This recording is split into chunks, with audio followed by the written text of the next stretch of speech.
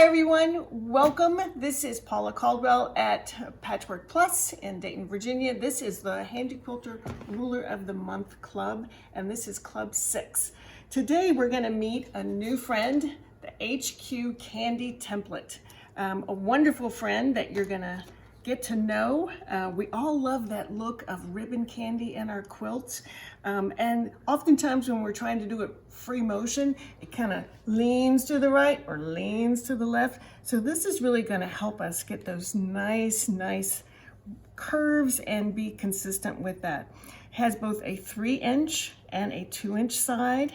The other thing that's really neat about this template is, I don't know if you can see the dotted line. So that is your previously stitched ribbon, and then it picks up where you're going. So that's really gonna be really helpful as we place our ruler down to get different designs stitched out. So there are a bunch of ideas on the back of your package, and they were also on your printout. Hopefully you got that. So we're gonna look at a few of these today, and then give it up to you, and then you can explore, and I'd love to see your ideas of what you come up with. For those that have been with me before, you know I like to sketch things out, and I always encourage folks to do that, because if I were to just run my pencil along this edge, that is not going to be the size that is stitched out, because my needle is actually going to be traveling 1/4 of an inch from this edge. Because of the the ruler foot being on, the needle is actually traveling here. So we have these little rolling balls that will help you get a truer sense of that's really what is going to be stitched out. And so that's one of the important reasons for drawing out, so that you're not surprised when you get to your quilt and disappointed at the same time. So here we're stitching out just a single row of ribbon candy. This is the 2-inch. And what I'm looking at, let me grab this little guy here. So you can also see this dashed line and then a solid line. So the dashed line is going to be your seam. So if this is lined up with your seam, or with a registration line that you've drawn on your fabric, then this is actually where the stitching, the solid line, is going to hit. So that gives you a really clear picture. So you can see, if this were my seam line, I'm lining up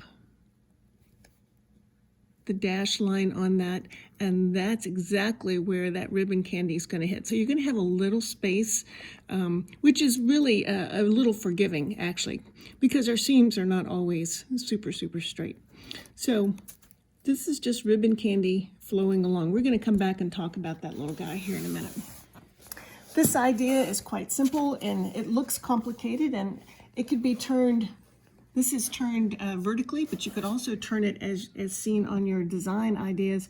You could turn it, orient it horizontally and get an entirely different look. So we start by stitching out our candy. And then once you stitch it out, you're going to move it over. Each time you stitch out, you're creating the half of the curve of the next one. And then move it over, and then stitch out the next one. So then you would come back on your second pass, depending on how you're doing it, and then again we're going to align those lines and then stitch out. It's just a mirror image, really, but that creates a really interesting look. What I would do, though, and what I did, but I didn't write it down, I measured, okay, so how big is that design? Is that something where am I going to be able to use that? So I would measure that out, and then measure it out with the 2-inch as well to see where it might fit in your designs. This is stitching across each time, there, and then there, and then there, and then instead of turning it, we're just going to slide it down. So then we're going to come here. Now this is where I found these dotted lines from your previous stitch, or what I'm looking for is where am I getting that intersection to give me a circle? And based on here, it's about right there. And I found this to be challenging to get it consistent each time. And when I came around, I got more of an ellipse than a circle. So this was my first attempt, and you can see it's pretty messy. This got a little bit better. And so again, it's a reason to practice. So you can see that's more of a circle this time around, and it's getting there. So we're gonna try that today and see how that stitches out. You can do a spiral. This is our 8-point grid that we use for so many things. The difference here is that the curve is tangential to the center, and then you go around. You determine how far around you want to go, and then move around. This, on the other hand, is I'm stopping. Again, if you can see, there's a little vertical line right there. And so I'm stopping and starting at the tip of that line. And that keeps this part straight, and rather than have that slight S-curve. Okay, this ruler is really, really versatile. Another idea is to make this little design, and I've got painter's tape. There aren't as many. We're used to those lines that go across to help us, and there aren't that many there. So for something like this, where you want to be consistent, I know that the seam line, if you will, is going to be at the bottom of this tape. And so you stitch around and then move over. Of course, you were talking a 1/4 inch out, and then stitch. So an interesting design, a lot to play with. Of course, we all like our clam shells, and so that's just, again, finding that same spot. I would put tape so that I would hit the same spot each time that I came back. You could even do clams and get this effect as well. So a lot of fun. Rotating around again this 8-point grid, I found this to be a little tricky as well. So I'm lining up my vertical and trying to keep that centered, stitch that out, and then I'm going to rotate it over here, and there's the next vertical, and stitch that out, and just keep moving around this grid line.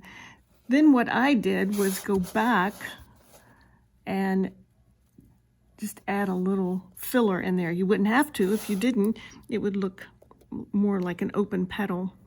But you could fill it in and then echo it, and that kind of builds it out just a little bit more. This one, I forgot to draw my vertical going down, and I didn't realize it till I took it away. So I just thought, well, that makes a cute flower. So another way to use it, you could go in and just embellish that a little bit. So another interesting design. This is a spine, so you can use your template to make your spine. I stopped here when I got to that point, and then reversed it and went that way, and then you can fill in however you want, or you could even do that on your 8-point grid. So a lot of designs, just touching the tip of the iceberg. So let's go stitch them out and see how it goes. We're going to go first to the domestic machine and try out a few of these, and then we'll go to the long arm for a few.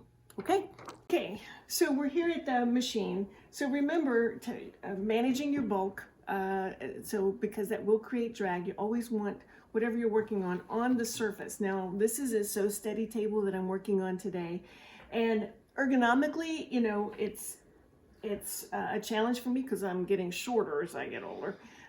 So because you can see my shoulders are up a little bit. So if you have it recessed, that would be better. You want things kind of parallel and real easy.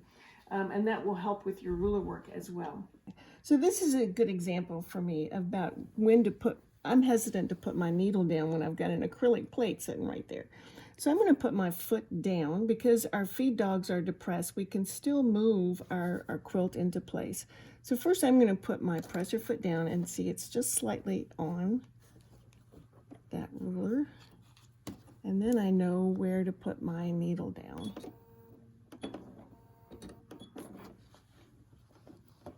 I have never hit a needle, and I can only imagine what that must be like. And I think I forgot to cut that thread.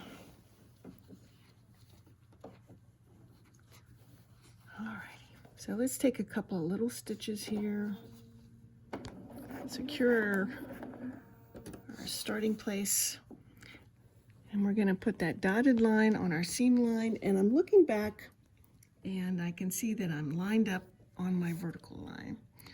So we're just going to stitch out some candy, going slowly around those outer curves.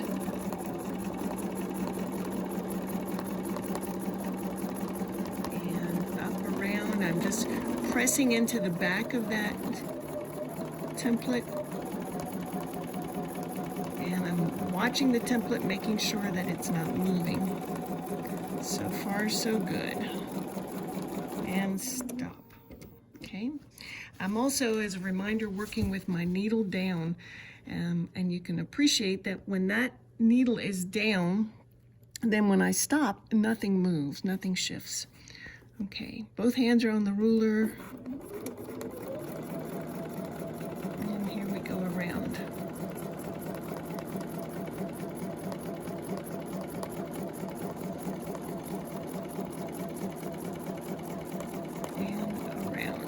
Slowly, finger out of the way, and come back down.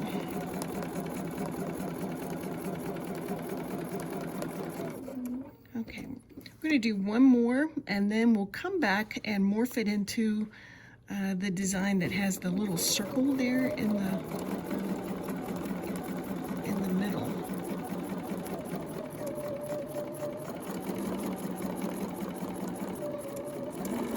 Now with this ribbon candy template, I'm checking my template. I think it moved. Yep.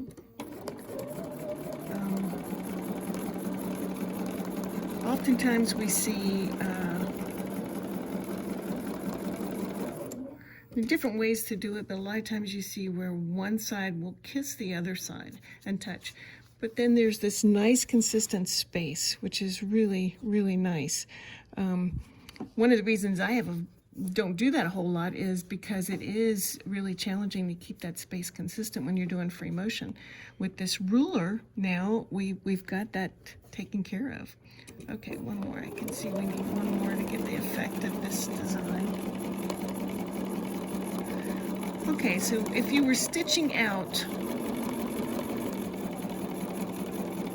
your ribbon candy, this is one pass. And then stopping, and you have the option here of reversing everything, like turning your fabric, or stopping and starting. And I'm going to stop and start. So needle down, needle up, pull that thread up, and clip off. Okay, so now let's go back over here, and we're going to turn the ruler now, just slide it down. Okay, so this is where I really had to look. If you remember, I was looking at, get that around, the next stitch line to see where I need to start to get that circle. So as I place it,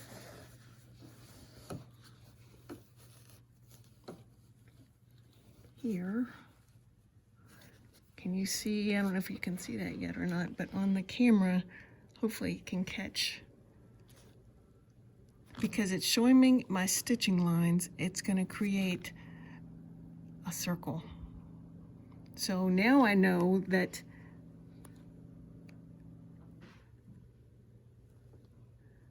and I'm looking at this line, and that means that solid line is there. So I'm going to scoot down here. Pull that thread up.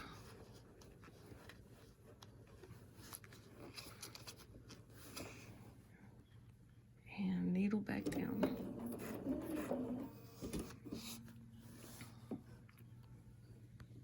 Okay. Another way to do this, and maybe this is worth doing, is to turn everything, more visibility, especially trying to line up those circles. So I'm looking for this circle on this one, even though I'm stitching over here. This is the one I'm lining up, and it'll tell me whether I'm okay. So the downside to turning everything around is it's a little hard to grip the ruler with my left hand, mainly because there's just not much there to grip. Right, I'm gonna stop, move my fingers up a little bit, and I'm looking here in the middle to see if I'm kind of lined up.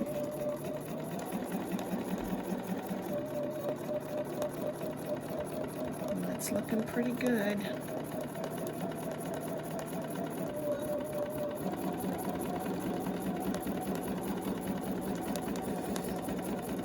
Okay, coming down. Okay, gotta stop and move my finger out of the way. And there we are. Let's slide it over. And again, remember I'm looking at this one and lining it up. I can see the stitch line, so that means the one I'm stitching should be a-okay.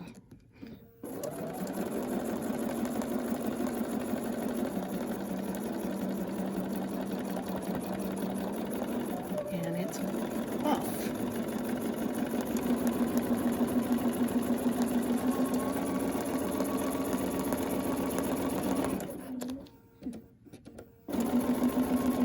Sure why, but we can try to do better next time. Okay.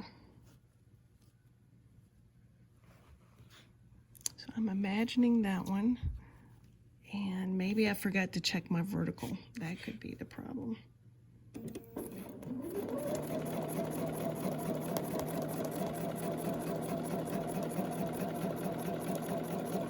Should hit right about there. Yep. Must have forgotten the vertical. All right, I'm pulling out my fabric here a little bit.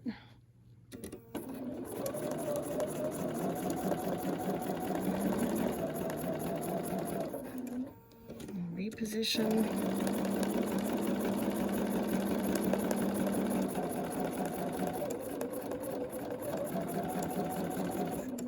And there we go. So you get the idea. It could be a lot of fun. And just taking those curves slowly. When we're moving this way, we're kind of just pushing gently against this edge. Otherwise, it's easy to come inside. So you just want to push gently against that edge, and then slowly come back around this side. The outer curves are tricky that way a little bit. Okay, this we can stitch out. We've already started, and I can just add to that. And rather than clip, I'm just gonna echo that and work my way around.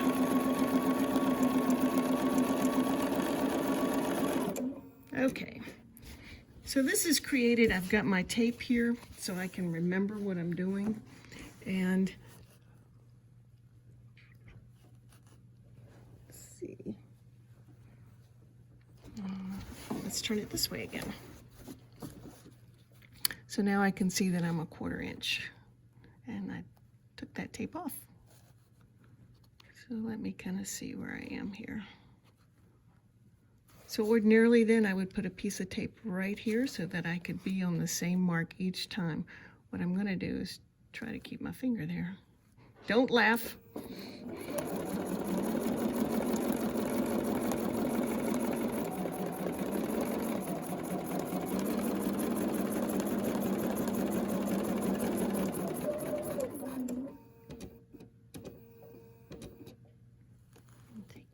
over.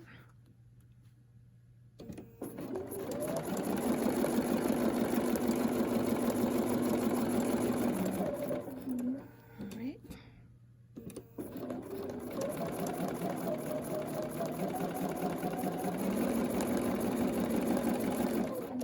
Gotta move my hand, which means I gotta keep an eye on my spot. And then move over.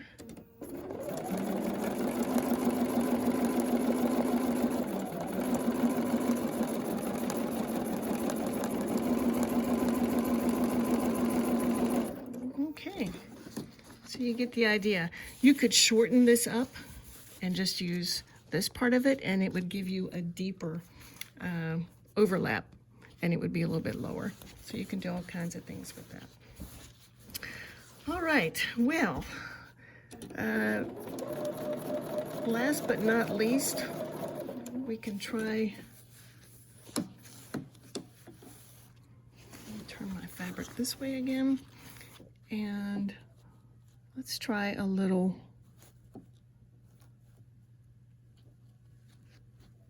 clamshell.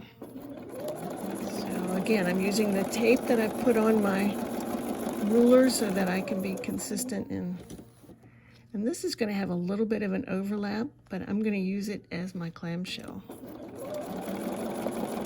which I think is kind of cool. And then slide it over. This goes pretty quickly when you're working with it, so my sleeve just got hung. Here we go.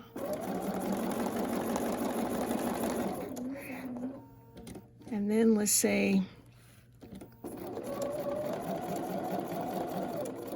and you're going to travel up to get your clamshell. So now what I'm doing is paying attention to where my tape is relative to the top of that clamshell. And this time I'm doing a partial one, so I'm going to be here. So I'm going to line that up. The idea is that where this comes down, let's see, it's going to be this way, is going to be the midline of that one. Let's see if I can hit it. And you might have to fudge a little bit.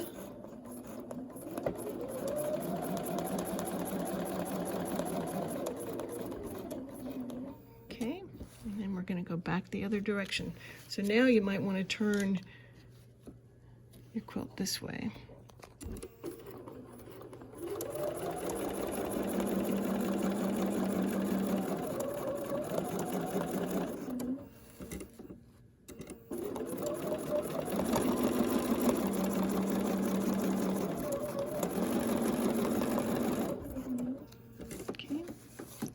So practice, obviously, need practice. And part of it is getting used to where you can see the best.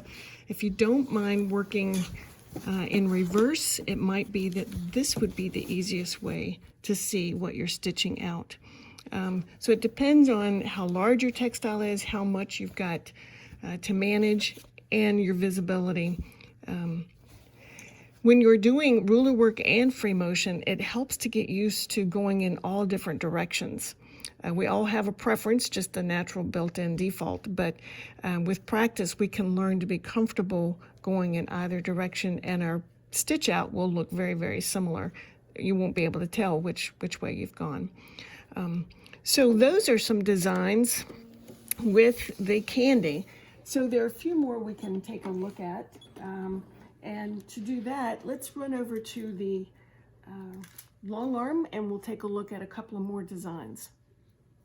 All right, let's try. I've got faint lines. I don't know if you can see them or not, but they I used the 8-point grid to draw out some real faint lines. I didn't have my chalk pencil, so I've used an actual real pencil.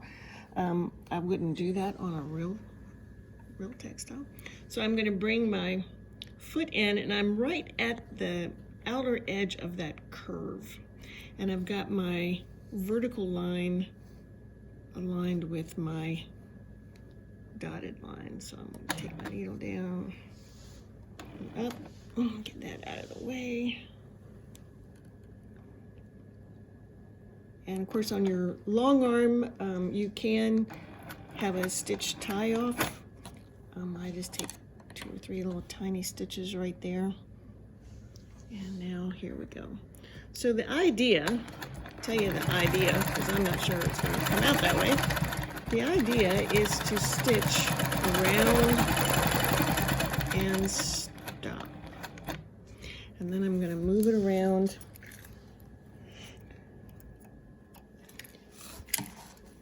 And just go around. And I'm trying to put my,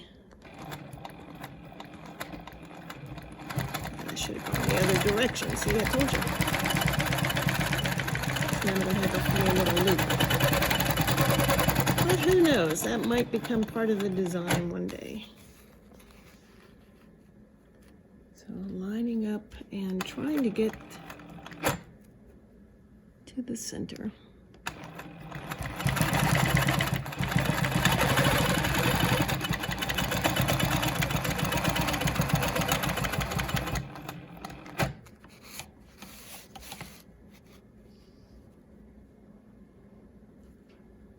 Okay, you can see my hand is resting on the ruler, and I still like, just as when I'm sitting at a domestic, I still keep my hand on the fabric too. Not for any other reason, it's just studying everything. It's not like I have to study the fabric and move it, but okay, lining up, and then I'm going to go back around.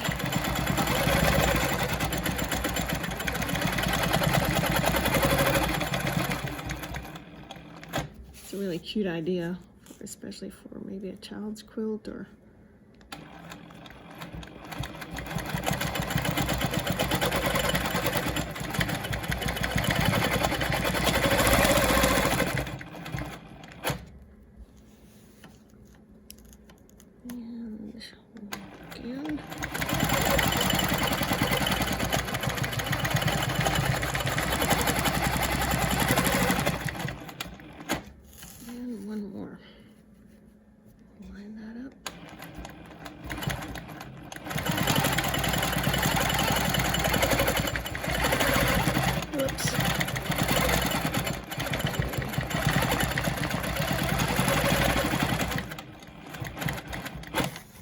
now that center looks kind of ragged, and what I would do if it were mine is freestyle.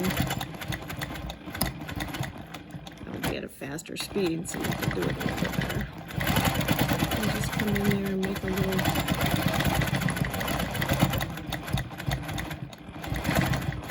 It just kind of hides everything. So practice, that is one to practice. I found that one to be challenging. And the next one is also on an 8-point grid. And the idea here is that you can extend from the center and keep the stem, if you will, straight by where you start and stop. Or you could keep, so if we started from here, it would be straight. Whoa. If we started from here, you're going to get this small backward S. So we'll do both of them. I'll do half and half so you can kind of see. And again, it's getting used to visualizing where this center is hitting. That's the part that I'm finding challenging. So if anybody comes up with, so what I'm doing is putting these lines are just touching.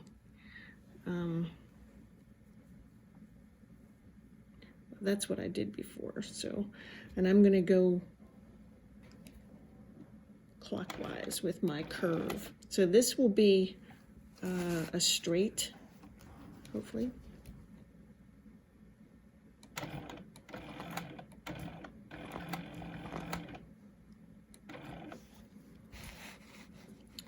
So let's see, where was I? Actually, I'm going to move it down just a hair so that it's really straight. I'm going to make sure this is lined up. And I'm going to stop at this solid line over here. I'm not going to go all the way around.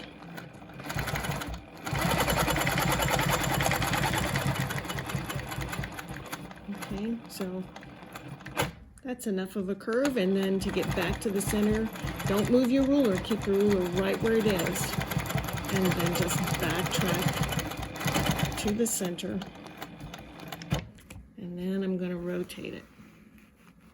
Do that again.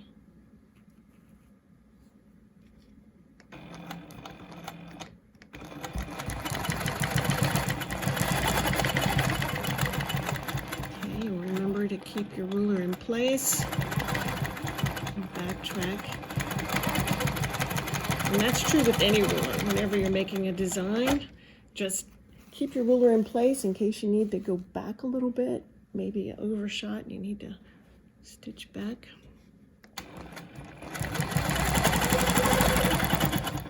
And there's my marking ruler.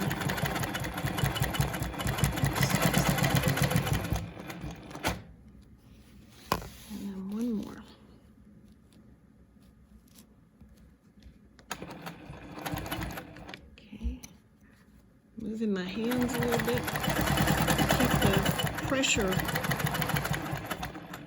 equal around.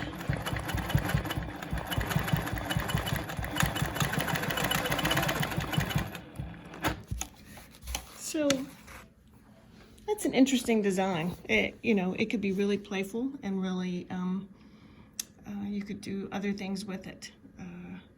That could be a starting place. So then the other alternative is, instead of keeping this part straight, we can curve it out. And let's see, where's my line? It's so faint. There it is. I can hardly see it. All right, so here we go. And I'm just going to come that far because I now need to move my hands.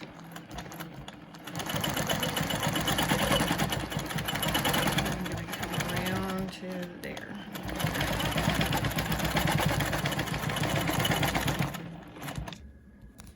Move it here. Sorry to put my hand there.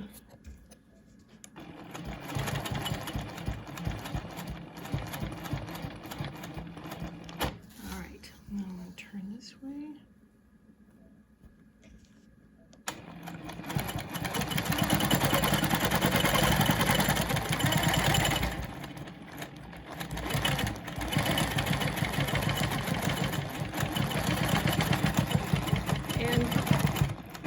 As a reminder, even when I'm using rulers, especially when I am backtracking, I am keeping my eye ahead of my needle. So I'm not watching the needle except to see where I'm stopping.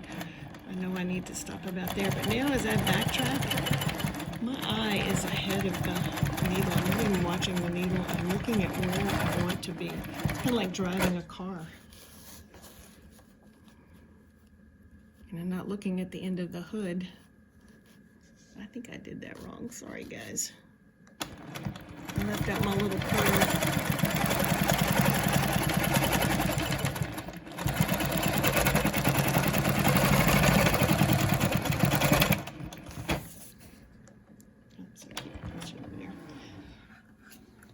But this would give you, if I had done that correctly, so this would have moved out over here and then back.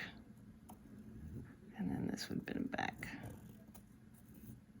And then there you see it again. So it gives you a little bit of a different flair than rather a straight stem. So a lot to discover yet with this ruler, this candy ruler. But it's nice to know that we have a good, reliable way to make ribbon candy. So I encourage you, that's a good place to start. Just using the template in its simplicity, just making candy 3 inches and 2 inches out. And just see what you can do with that and then go from there. So thanks for joining us today, and we'll see you next month. Next month we'll meet Mr. Triangle. 2 different sizes, and we can do a lot with him. So look forward to seeing you then. Take care.